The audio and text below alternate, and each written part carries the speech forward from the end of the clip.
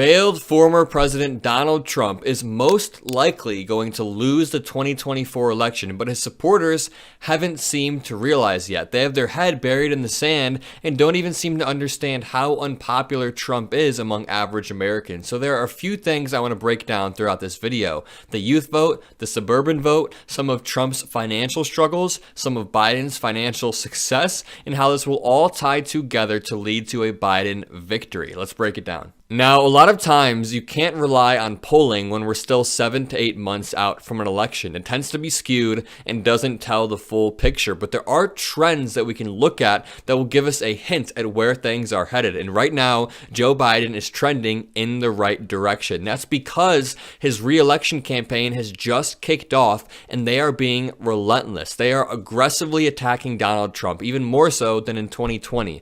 They are stopping in swing states more than Donald Trump is able to.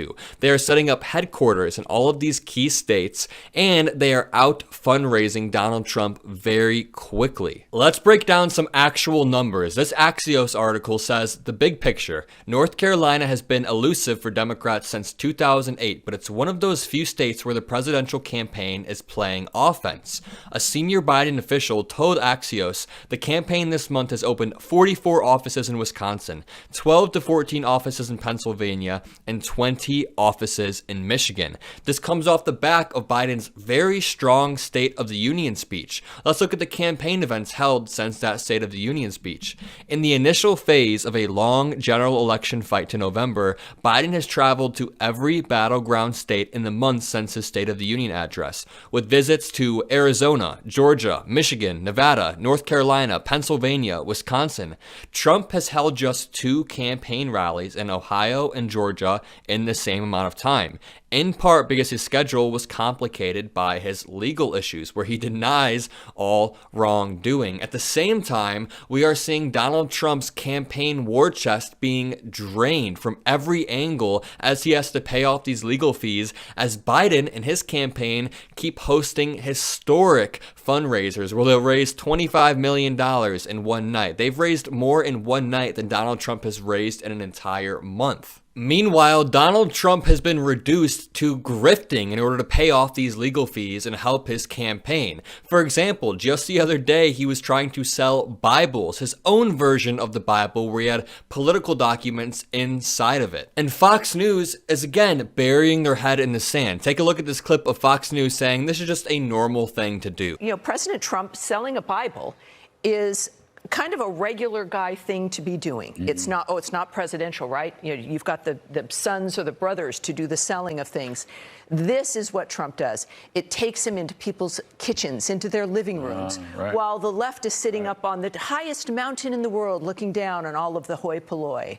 And there is Donald Trump once again reaching in and being himself and being able to relate to, I think, to the average person. Also a lot. Democrats aren't just sitting on the highest mountain looking down. We are sitting on a mountain full of cash that Biden is ready to aggressively spend throughout swing states. And there's more than enough Donald Trump quotes to play over and over on TV to make people hate him. This brings me to my next point. Donald Trump is trying to recreate some of the magic from 2016, where he was able to manipulate the media into constantly covering him by saying crazy things. He actually got hundreds of millions to billions of dollars of free advertising by news networks relentlessly covering him and doing it in the wrong way. They would sort of sanitize his comments, but now he's trying to say this inflammatory stuff. He's trying to call immigrants animals, and I know he actually believes that, but again, he's trying to rile people up and try to pander to the lowest common denominator of Americans, people who think that immigrants are animals, but it's not working. It's falling short.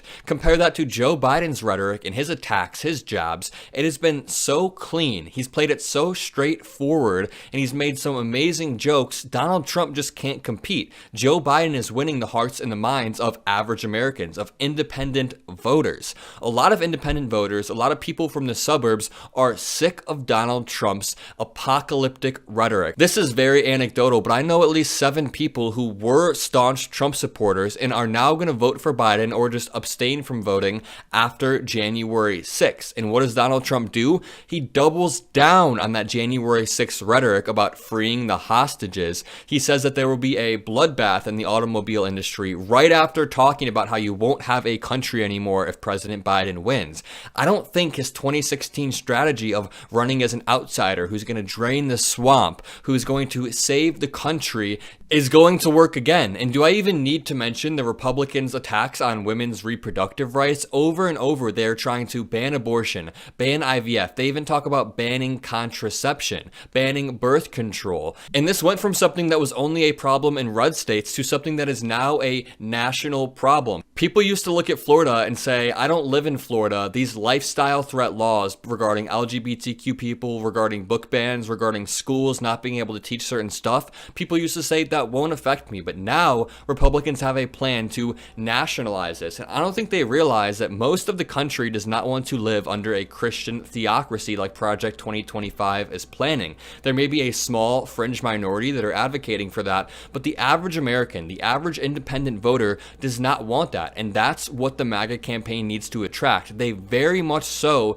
need these independent voters, these suburban voters, and they can't stop themselves from isolating them. That also brings me to my generation. My generation, during our most formative years, watched this shit show that was the Trump administration, and we're clearly sick of it. We're sick of the games. We're sick of the constant lies. We're sick of the constant attacks on our very lifestyle. I mean, someday we want to inhabit institutions that function. We don't want to take power in 10, 20 years whenever Gen Z starts to become the majority in Congress and not have a functioning country. That's something I've been trying to tell my generation relentlessly, that Biden does not have to be perfect, but you can go down the list on every single issue, and Biden is far, far better than Donald Trump. I mean, I personally love Biden, but I could understand why somebody my age would be disillusioned. But the answer to that is never, never to cede ground to MAGA lunatics who want to destroy the very foundations of our country. So there is a lot at stake this election, and we are trending in the right direction, but now is not the time to become complacent. Now is the time to become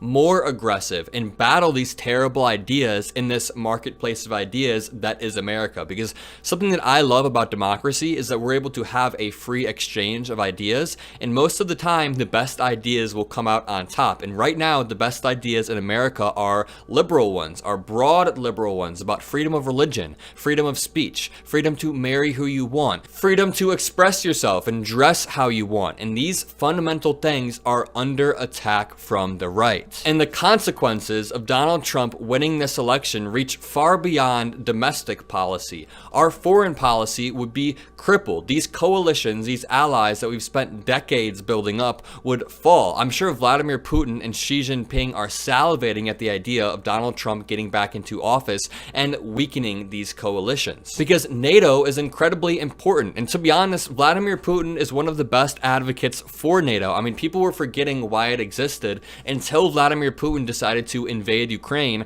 Now we have Sweden, now we have Finland joining NATO because they see this authoritarian threat that is looming on their border. But we also have an authoritarian threat looming in America. This is a worldwide problem, and if Donald Trump gets back in office, that will only embolden other authoritarian leaders in other parts of the world. My name is Adam Mockler. If you agree with the contents of this video, leave a like, comment a blue heart so I know you got this far. Subscribe. Most of all, have a great day.